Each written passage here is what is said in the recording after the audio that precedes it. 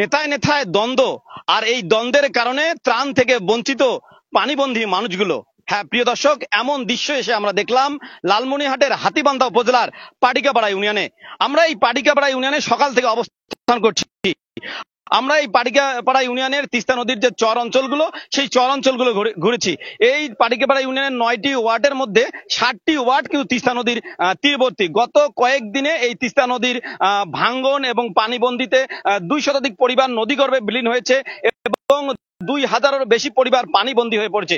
কিন্তু তাদের জন্য ত্রাণ বরাদ্দ হয়েছে মাত্র 2 টন, যা নিয়ে ইউনিয়ন পরিষদের জনপ্রতিনিধিরা একে বিপাকে পড়েছে।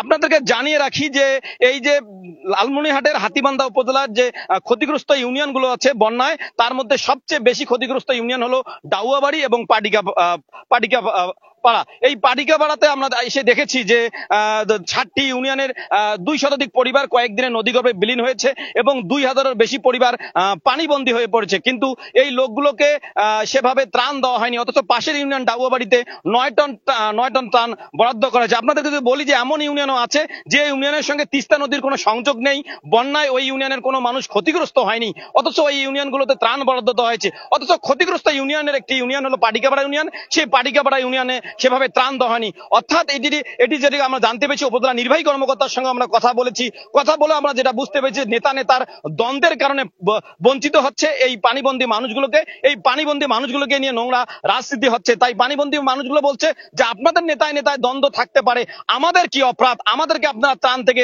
বঞ্চিত করবেন কি?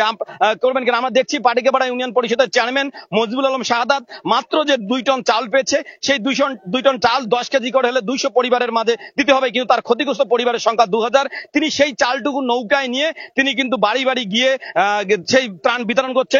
আমরা সেই দৃশ্য দেখলাম। আমরা মজিবুল আলম শাহাদাতের সঙ্গে কথা বলবো, তার আগে ওই ইউনিয়নের জনপ্রতিনিধিদের সঙ্গে কথা বলবো। তারা এই ত্রাণ কি অবস্থা একটু বলবেন? আমরা ত্রাণ নিয়ে বিপদে পড়ছি। আমরা মাত্র 2 টন দিছে আমাদের 7টি ওয়ার্ড নদীগর্ভের মধ্যে। গত পাশের ইউনিয়ন দাউয়াবাড়ি, তাদেরও যেরকম ক্ষতি আমাদের তার চেয়ে বেশি। ওরা ওখানে যে 9 টন দিল, আমাদের ত্রাণ দিল 9 টন, আমাদের এখানে দিল 2 টন। এই 2 টন নিয়ে আমরা সাধারণ জনগণের মাঝে উপস্থিত হওয়ার জন্য হয়ে আমরা সবচেয়ে বেশি তো ক্ষতিগ্রস্ত হয়েছে আপনার ওয়ার্ডে মনে হয়। আপনার ওয়ার্ড, হ্যাঁ, এই 5 নম্বর ওয়ার্ডে তো সম্পূর্ণ ওয়ার্ডটাই নদীগর্ভে। কি অবস্থা? নদীগর্ভে বিলীন হয়ে গেছে, এখানে কোনো লোকের বসবাস নেই, মাত্র 4-5টা বাড়ি দেখা যাচ্ছে, আর সব বাড়ি ধুয়ে গেছে বন্যার পানিতে। ত্রাণ কেমন দিলেন? ত্রাণ আমরা আশানুরূপ দিতে পারি নাই, সাধারণ 20 থেকে 30টা টোপলা দিছি।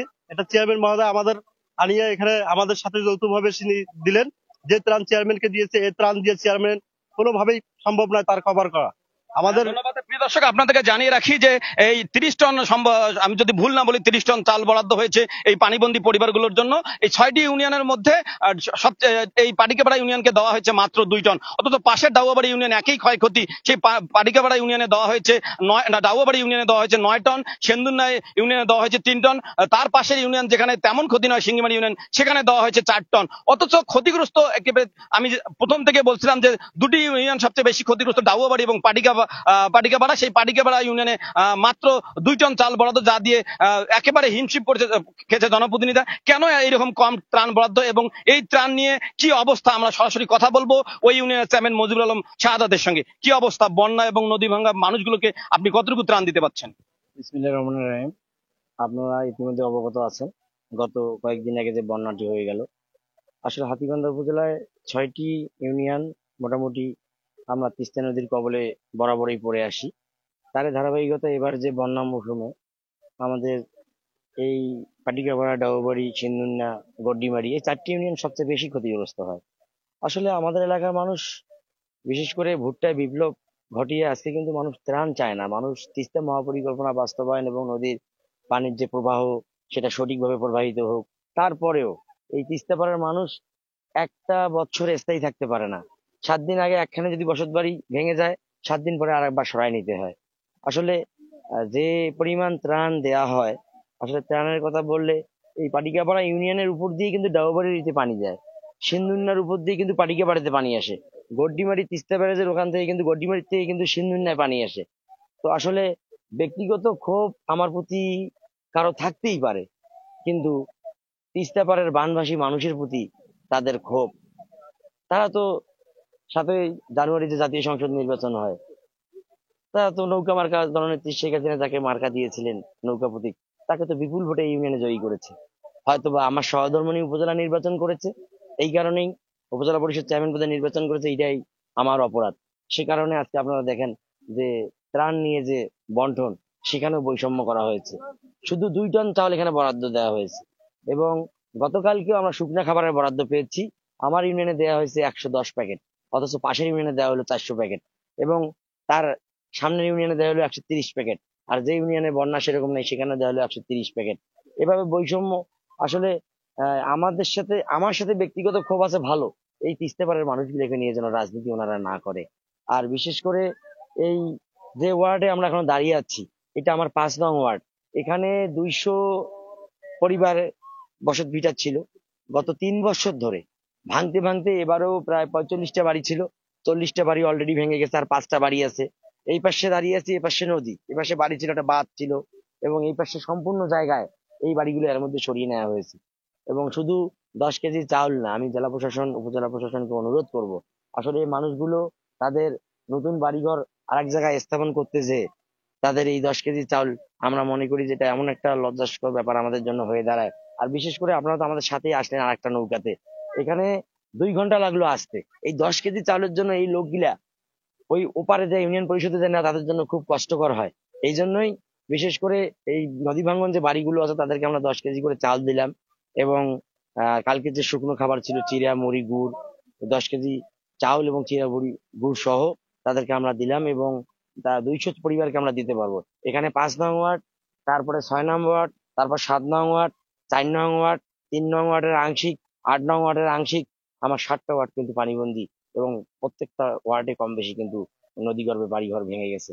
এবং সরকারি যে বরাদ্দ, তার পাশাপাশি ব্যক্তিগতভাবে আমি আমার সামর্থ্য অনুযায়ী কালকে আবার শুকনা প্যাকেটের কিছু বাড়তি ব্যবস্থা করেছি, এবং আপনার চাউল কিছু ব্যক্তিগতভাবে কিনেছি। আসলে আহ আমরা আমার প্রতি ক্ষোভ থাক, আমি আবারও বলবো, আমার প্রতি ক্ষোভ থাক। এখানে উপজেলা নির্বাহী কর্মকর্তা মহোদয়ের সাথে কথা বলেছি, আমরা আমাদের কথা বলেছি, প্রকল্প বাস্তবায়ন কর্মকর্তার সাথে কথা বলেছি। ওনারা একটা কথাই বলে যে এখানকার যে বরাদ্দই হয়, স্থানীয় সংসদ সদস্য পরামর্শক্রমেই আমরা কিন্তু এখানে বরাদ্দ বন্টন করে দিই।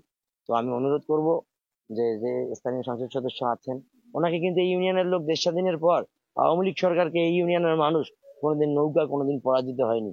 দেশ স্বাধীনের পর 71 সালে যত নির্বাচন হয়েছে, নৌকা মার্কা প্রত্যেকটি নির্বাচনে বিজয় হয়েছে, একটা নির্বাচনে নৌকা কোনোদিন পরাজিত হয়নি।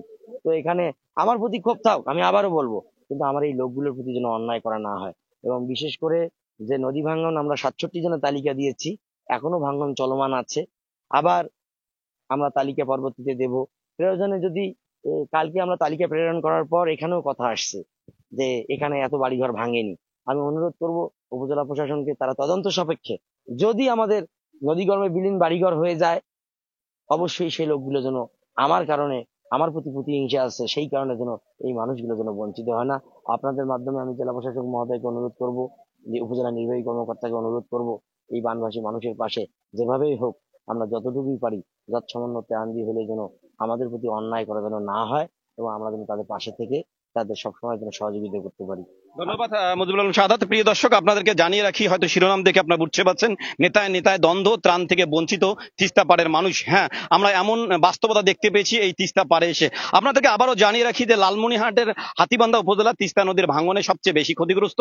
এই হাতীবান্ধার মধ্যে 6টি ইউনিয়ন, তিস্তা তীরবর্তী ইউনিয়ন, কিন্তু এই 6টি ইউনিয়নের মধ্যে সবচেয়ে 3টি ইউনিয়নে বেশি ক্ষতি হয়, সিন্দুন্না, পাডিগাবাড়ি এবং দাউয়াবাড়ি। এবং এবারের বন্যায় কিন্তু সবচেয়ে বেশি ক্ষতি হচ্ছে 2টি ইউনিয়ন, যেটি আবারও বলি, দাউয়াবাড়ি এবং পাডিগাপাড়া। কিন্তু এই পাডিগাপাড়ার মানুষের সঙ্গে একটা বৈষম্য আচরণ করা হয়েছে, বৈষম্যের শিকার হয়েছে, তারা নোংরা রাজনীতির শিকার হয়েছে। এই মানুষগুলোকে মাত্র আমরা এসে দেখেছি যে কয়েকদিনে শতাধিক বসতবাড়ি যেমন নদীগর্ভে বিলীন হয়েছে, এবারের বন্যায় 2 শতাধিক বসতবাড়ি নদীগর্ভে বিলীন হয়েছে, এবং 2000-এরও বেশি পরিবার পানিবন্দী হয়েছে। কিন্তু এই পানিবন্দী পরিবারগুলোকে মাত্র 2 টন চাউল বরাদ্দ দেওয়া হয়েছে, যা প্রয়োজনের তুলনায় একেবারে নগণ্য। এটি হলো নোংরা রাজনীতির একটি বহিঃপ্রকাশ আমরা বলবো। যে কারণে এই তিস্তাপাড়ের লোকজন বলছে যে নেতায় নেতায় দ্বন্দ্ব থাকতে পারে, কিন্তু তাদের দ্বন্দ্বে যেন এই পানিবন্দী পরিবারগুলো শিকার না হয়, পানিবন্দী ক্ষতিগ্রস্ত মানুষগুলো যেন শিকার ক্ষতিগ্রস্ত না হয়, সে কারণে তারা আবারও এই বন্টনের ক্ষেত্রে উপজেলা প্রশাসন এবং জেলা প্রশাসনকে সুন্দরভাবে এবং ক্ষতিগ্রস্ত পরিবারের তালিকা করে এবং সরজমিন পরিদর্শন করে বিতরণের দাবি জানিয়েছেন। খাদুজ্জামান সাজু, এল নিউজ অনলাইন, লালমনি।